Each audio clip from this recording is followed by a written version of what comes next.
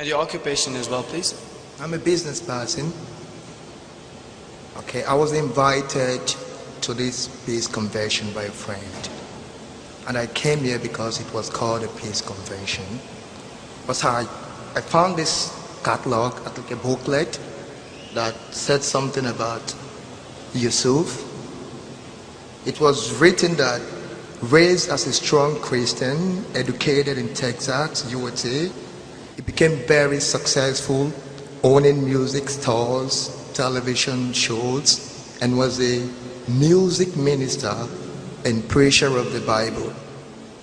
So I want to ask you, sir, as a preacher of the Bible, what was the reason or the point or the truth that you found in Islam that led to your conversion as a strong Christian and preacher of the Bible? That's a beautiful question. Because there's lights in my eyes, I don't know exactly where you are. Can you hold up your hand? Where I am is here, sir. There you are. I'm sorry. Now I see you. Your name is Gabriel? Yes, sir. In Arabic, it's Jibril. That's the angel I was talking about. Thank you. Yeah. So we're very happy to have you with us today. It's a pleasure to have you with us. And it's a pleasure for you to ask such a question in such a nice way. I'm privileged to ask you that question. I wish I was there. I could give you a big hug. Thank you, sir. Because when I was a Christian, see, I wasn't nice like you. You're nice. I was tough, you know. Because I thought I had to save the world. I'm going to go out and preach a message. And, you know, I'm still a little wacko, don't get me wrong, but not near as bad as I was.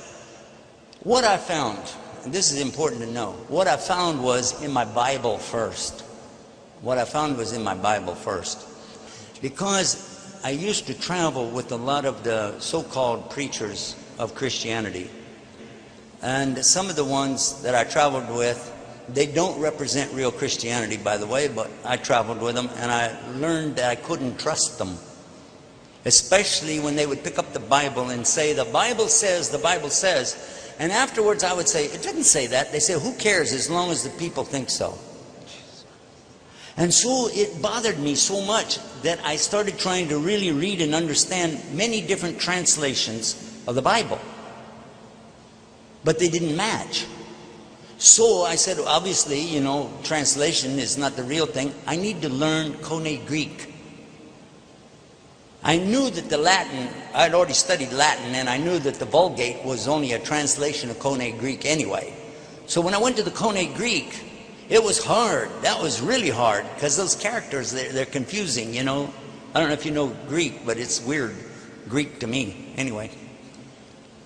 Then I come to know that, oh, by the way, actually Jesus' language was a form of Hebrew called Aramaic, a form of Semitic language called Aramaic. And I had no clue what that was. So I tried to learn the Hebrew. Now, all along the way, I'm taking, okay, interlinear Bible. I don't know if you know what that is. That's when you have the word in English, and under it'll have the word in Koine Greek, and you can look it up. Now, people like Ahmed Deedat, Rahimahullah, and Dr. Zakir Naik, they have these giant computer brains, okay? I don't have that. Giant computer brains. They can process all this stuff in their head.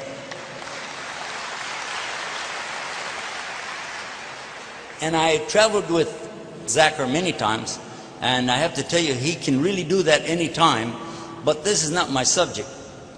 When I was studying it, I came to realize that there was a book called Strong's Concordance of the Bible. My father had a copy, so I would sit there. It's big. It's a very big book. And I would go through and look for these words. And then it will tell you in Koine Greek what's the root, what it comes from, and what it's related to, and where it's in the Bible. And then all of a sudden, I started discovering something really big. There's a whole lot of interpolation. Because if you look over here, the same exact word means one thing, but over here it means something else. And then statements that people say about the Bible are not true. If I quote to you from what we have in the Quran, I can quote it to you in the Arabic language. But how many people do you know that can quote the Bible in the original Aramaic of the New Testament or ancient Hebrew of the Old Testament? Not very many people, right? But I want you to look, well, you're standing right there, Gabriel. Look around this room right here. Now, I don't know most of these people. Some of them know me from TV or something like that, but they don't really know me. But if I open this book on any page and I start quoting out of this thing, believe it or not, they will know if I'm making mistakes. There'll be somebody in this room that can tell you, no, it's a mistake. You said it wrong. But I'm just going to go to the first page. There we go. This is the first page. Hold it so the cameras can get a shot. Hi, guys. All right. What's the first letter? First letter in the first page. Anybody know?